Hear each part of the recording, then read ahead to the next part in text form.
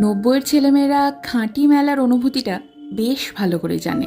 পরিবারের হাত ধরে ভিড়ে গা এলানো, কি নেব আর কি নেব না এই সন্দেহের বসে সময় যে কখন হাত গলে পালায়।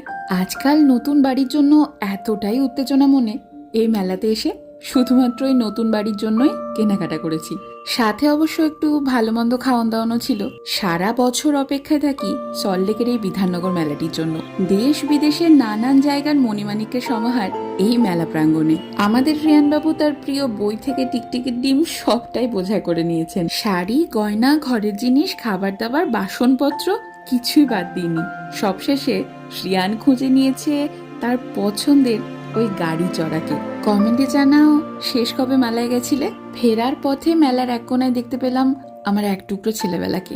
মাটির ফল আর সবজি রিয়ানের জন্য নিয়ে যায়, সোনা বাবাটা বড্ড খুশি হবে।